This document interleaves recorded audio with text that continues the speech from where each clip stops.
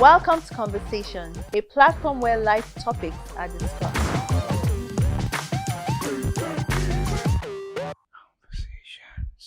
I was really anxious too. I wanted to be in a relationship, for goodness sake. So I was getting into relationships that were not the. Okay.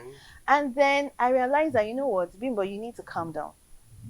And I remember I deliberately paused. I stopped, I just told myself, Bimbo, it's not time for you to go into this. You're not ready.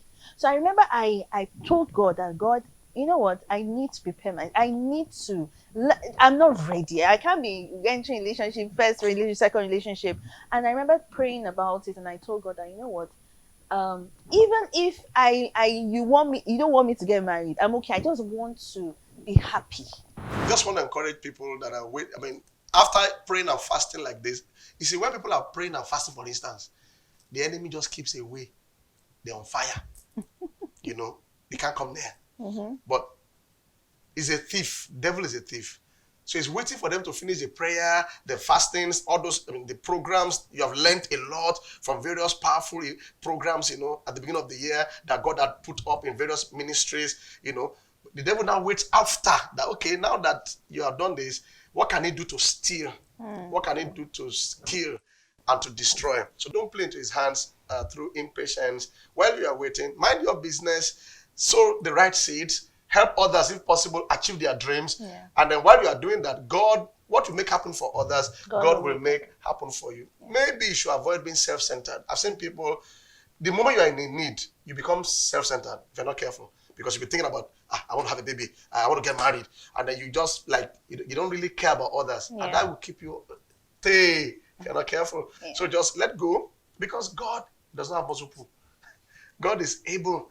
He's always working behind the scenes. Something about God is he's working behind the scenes, It might appear like nothing is happening. The issue is that a lot of us asking questions. In fact, sometimes it's even easier to ask God because you're not seeing God. When it comes to asking your fellow man, it can be quite difficult. But when we get rid of that arrogance and that pride, and you're willing to, you know what, I need to learn, I need to understand why this didn't work or what I should have done differently, and you ask someone, then it gives you speed. So I think asking people especially will help. Can you clap for her? Amazing. But I think one thing that really attracted me to you was your confidence. So yeah, he's very confident and very bold. He wasn't. I wasn't so used to that. Kind of person in my life. So he would, and I was very, the way I was brought up, I was into myself, always at home, and he was like, come out now, come and visit me in Ilupeju. Then, and he would like, take a bus. I'm like, and so he started, bringing me out of my shell, and that really. Whatever you are looking for, it's not as far as you think. She's been there since, and I was going through crises, disappointments, problems with that relationship. And she's there, a friend, been in the fellowship for years, and it was my final year when I was about graduating that, well, thank God for that anyway, because it was easier for us to do the courtship and get married, So when that came, I had broken our relationship, and I went through my own phase of healing, and then we started, it was more like we went back to what should have been in the first place. So I think there's so much lessons to learn from there. I hope our story inspires you one way or the other. And for those of us trusting God to get married, I encourage you to marry your friend. We've been friends since offshore tutors. We fight, we settle, we fight, we settle. Friendship is key. The last relationship I was in before I eventually, started dating my husband right now, then I thought he fit, he ticked all the boxes. He was tall, he was dark, he was handsome. But, there are times when you have ticked it, it's just your mind. Okay. That's why you said divine earlier. I had ticked the boxes, but I was not happy. I was not at peace. I was not, and so and a lot of people have those specifications where at times you might even tick the boxes, really, because sometimes people have delays because the boxes have not been ticked. It's not the kind of person I want. But there's times when you tick all those things, but they're not weighty. They are not the real boxes you should be ticking. So this person, I ticked the boxes. He was tall and he was dark. He was handsome. Yeah, not you. Okay. I just want to clarify. But inside me, I wasn't at rest because I knew he wasn't a person. So specifications, yeah, they're good. It's good to have the kind of person you want in that sense, but don't put God in a box. Don't, God can give you much more than you want. When it comes to waiting, at least from my experience with you, you are more patient. For me, it's a lot of work to be patient. So wait, that means that for when it comes to waiting, it also has to do with, or does it have to do with temperament as well? And some people are good. I'm choleric a bit, not a bit, fine choleric. So we like to get things done, like this. Okay. So when we pray on Monday, answer must come on Tuesday. Okay. So we don't sit on Tuesday, you fight everybody, that kind of thing. So, but of course, over the years, God has helped a lot. But you are a melancholy. Yeah. So I noticed that you know how to wait upon the Lord. In that sense, you know how to wait. And I've learned a lot from you, okay? I just see you wait and you're patient with God. And I say, God, help me to be patient with you. You can wait and, the patience is a virtue. And we know that we can learn from it. We can enjoy the wait. Waiting can be rewarding. So I'm looking at, an example that came to mind is Moses. When God, of course, and maybe in the course of his upbringing or whatever, maybe he realized that, okay, I'm going to be a deliverer or whatever, and then he jumped the gun, he killed an Egyptian. However, there was a waiting period for Moses where he was in the wilderness. But I don't know whether that waiting was part of God's plan. I think so, because like you said that in the period of waiting, you have to learn. I believe God wanted Moses to learn certain things. In the course of that wait, he got married. In the course of that wait, he had to learn certain things. He deferred to his father-in-law. So he was a shepherd, right?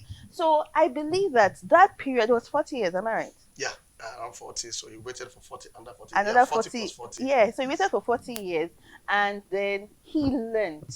So when it was time for him to launch out as the deliverer, he had learned certain things. That was why it was easy for him at the time when he was already leading. When his father-in-law Jethro came at another time, he went to meet him, he deferred to his father-in-law. I'm sure he learned that from that wait.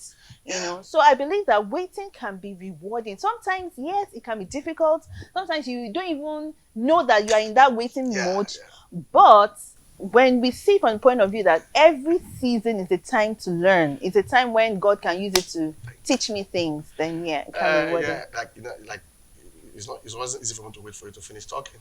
Oh my goodness. The moment you just mentioned Moses, a lot of revelations began to flow. So I nearly cut it short, but I'm learning to wait. Okay. Oh gosh. Anyway, now that's powerful. You have revelation. Serious, because the Moses that God called, was impetuous. Like you said, he jumped the gun. Mm-hmm. He was so too forward that he killed somebody. Mm-hmm. You understand? Yeah. Then after 40 years, it's like somebody, you want to call the person. Before you call the person, he's already standing in front of you, ready to go. Calm down, That was, after 40 years, God was not calling him, he was not running away. Mm-hmm. That means he had become more mature. Yeah. Only it took 40 years. 40 years is a long time. We don't have to wait for that length. But I think Moses that came after the 40 years was a different Moses.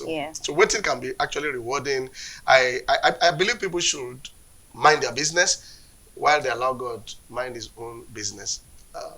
From my lessons about waiting, sometimes we are the ones that complicate the process. How? How do you mean? For instance, I don't really believe that Moses was supposed to wait for another 80 years, another 40 years. Just like Abraham's case, Abraham took a wrong turn out of impatience. Took a wrong turn. The Hagar and Ishmael story. and that led to like a 13-year Wait. wait. Some people say that that wasn't part of God's plan. He was already waiting, but when you are nearest your goal, the enemy will be pushing you to take a wrong step. I believe some people perhaps trusting God to get married, for instance, just at the when they're so close to the miracle, the enemy begins to create all kinds of anxiety, and then sometimes people now take a wrong step. Yeah. And that wrong step can create another weight. God puts you in my life to teach me patience. How do you mean? You have to explain. So you are choleric. I'm a child of God. But you have a temperament. You have a personality. I'm a go-getter. I'm project driven. I'm not theoretical. I'm practical. You know what? You know that seed form he was talking about. When I met him, his temperament was in the seed form. You too are in the seed form. He didn't know temperament at that time, so he was screwed. His choleric was screwed. He was, so he was very. Oh my goodness, we had those conflicts then, because yes, I was attracted to him because of his, confidence. He was out there. He was expressive. However, when we got into a relationship, those very things that attracted me to him were not the ones that were like, am I sure I made the right choice? He was very hard. So there's times you want to correct and you're like, no, do that. And I'm like, I was trying to make things work. Really? Yes, it has to work. I wanted it to work, maybe I didn't go about it the right way. We obviously didn't go about things the right way when we both of us. Yes, I'm a melancholy.